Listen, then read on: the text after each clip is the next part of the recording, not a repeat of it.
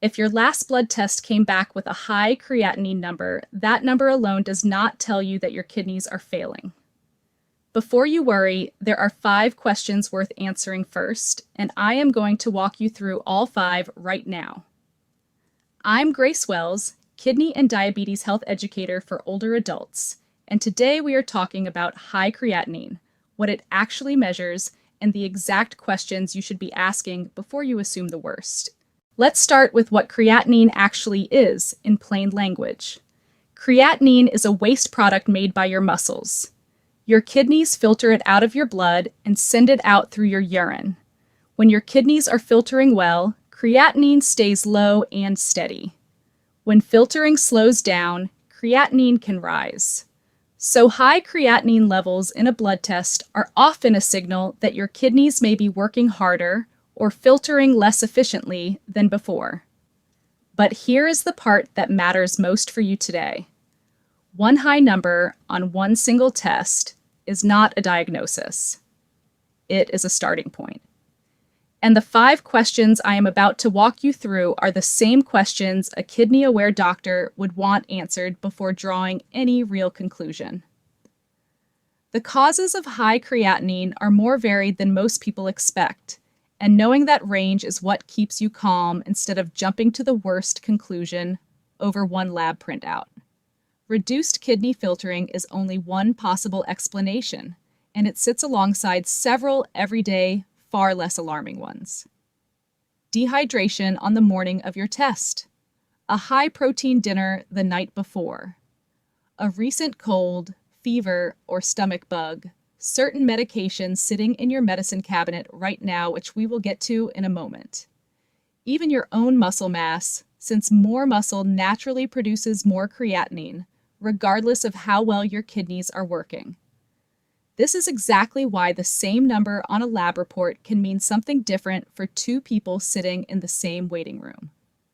Your doctor's job and your job as you prepare for that next appointment is to work through the 5 questions below, in order so the real explanation rises to the top instead of guesswork. Question 1 is simple, and it is the most important one to ask first. Is this one result, or is this part of a trend? A single creatinine test can be affected by so many small, everyday things. Being dehydrated the morning of your blood draw. A hard workout the day before. Eating a large steak dinner the night before, since certain diets can temporarily raise creatinine, a minor illness or fever, even certain supplements. None of that means your kidneys are damaged. It may just mean that one snapshot caught you on an unusual day. This is why a creatinine level trend matters so much more than any single number. If your doctor pulls up your last 2 or 3 years of blood work and your creatinine has been slowly climbing test after test, that trend deserves real attention. But if this is the first time it has ever been slightly elevated and your prior results were normal, the most reasonable next step is usually a repeat creatinine test, not immediate alarm. Ask your doctor directly, is this number part of a pattern or is it an isolated result? That single question changes the entire conversation. Question 2 moves beyond creatinine alone into 2 other numbers that give a much fuller picture. What does your eGFR show, and what does your urine albumin, sometimes written as uACR, show? eGFR stands for Estimated Glomerular Filtration Rate, and it is calculated using your creatinine level, along with your age, sex, and sometimes your race. Think of eGFR as a translation of that raw creatinine number into an estimate of how well your kidneys are actually filtering, expressed as a percentage of normal function. A creatinine test on its own can look concerning, but when your doctor runs the eGFR test using that same result, the picture can look quite different depending on your age and your baseline muscle mass. Alongside the eGFR test, the urine albumin creatinine ratio, or uACR test, checks for a specific protein called albumin leaking into your urine. Healthy kidneys generally keep albumin out of the urine. When kidney filters are under stress, small amounts of albumin can begin to leak through, often before creatinine even changes much. So the uACR test can sometimes catch an early kidney signal that creatinine alone would miss completely. This is why a single high creatinine number by itself is genuinely incomplete information. The full picture depends on the eGFR, the uACR, and how those two results relate to your creatinine trend.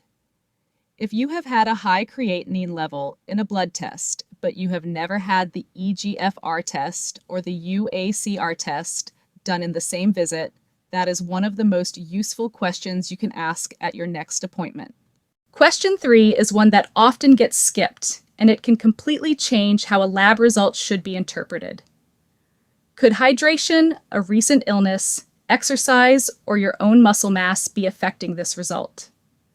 Creatinine comes from muscle activity, which means the amount of muscle you carry can shift your baseline number, even when your kidney function itself is normal. For some older adults who have more muscle mass, from years of physical work or regular strength training, a creatinine level that looks high on a standard chart may actually be completely normal for their body. On the other hand, for seniors who have lost muscle mass, sometimes creatinine can look artificially low even when kidney function has already declined, which is its own separate conversation worth having with your doctor. Hydration plays a role too.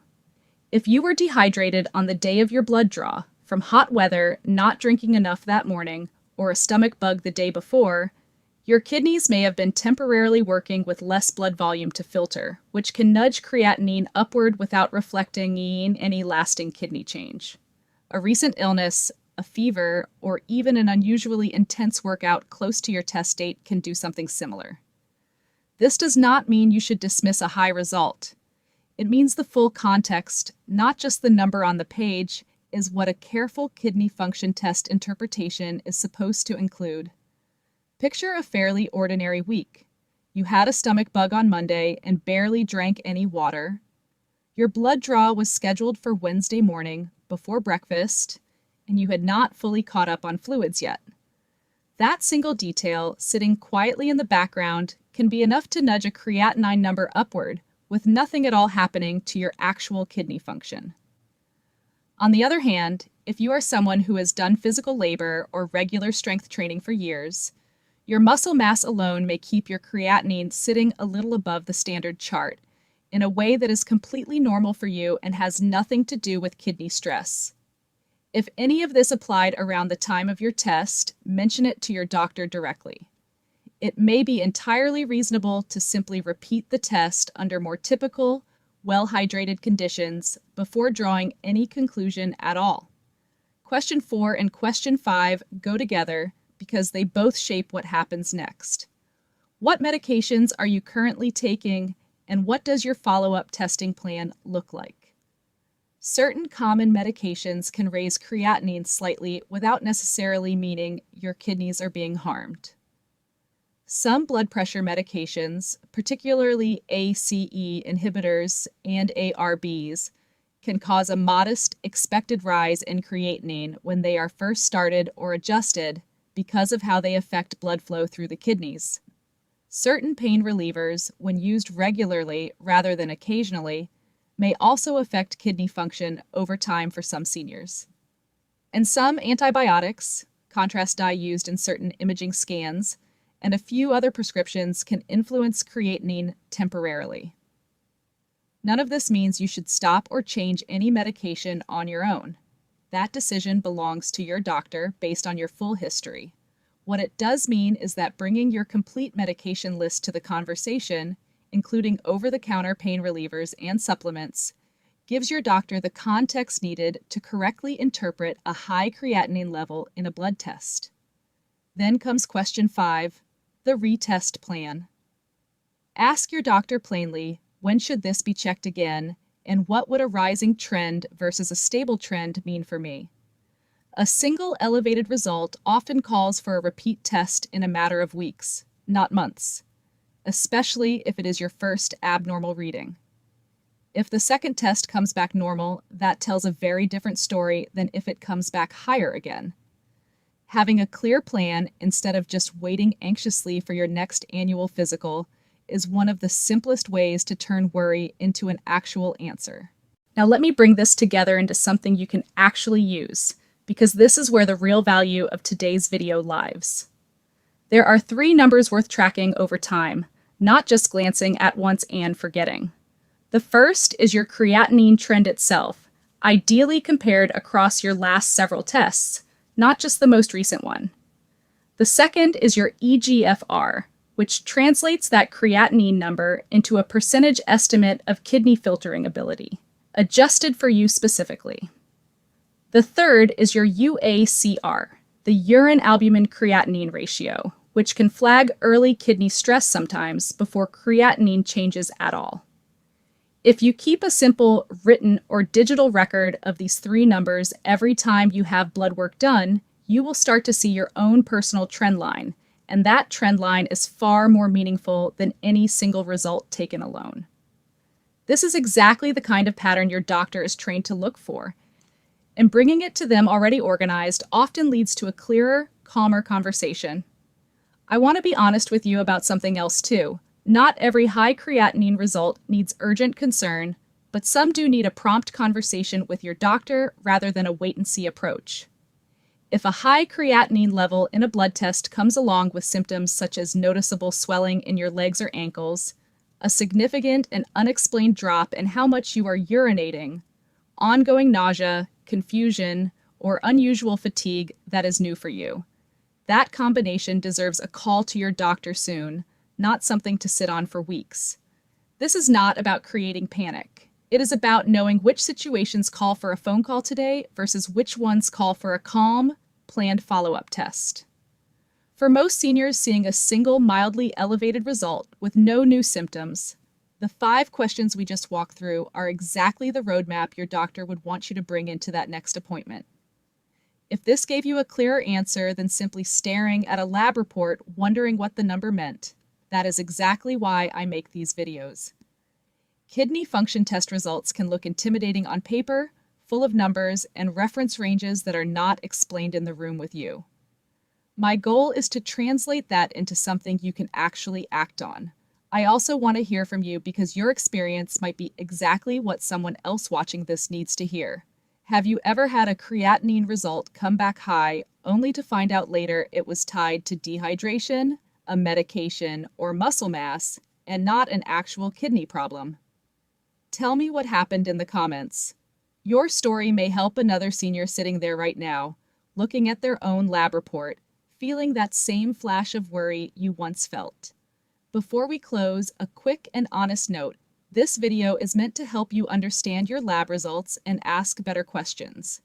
It is not a diagnosis, and it is not a substitute for your own doctor reviewing your specific history, your medications, and your full kidney function picture.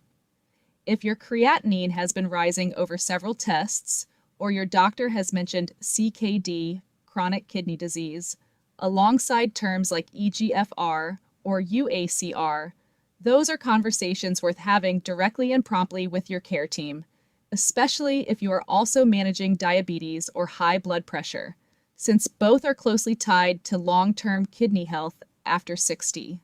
If this is the kind of clear, doctor conversation-ready explanation you wish someone had given you the first time a lab result confused you, you may want to stay with this channel because this is exactly what we do here every week. Kidney health after 60 should not feel like a mystery you have to decode alone. One last thing before you go. Not every food that sounds healthy is automatically safe for every kidney lab result, and that surprises a lot of people. In the next video, we are going to look at a vegetable most people consider a safe, healthy choice and explain exactly when your own kidney labs might tell a different story. I will see you there.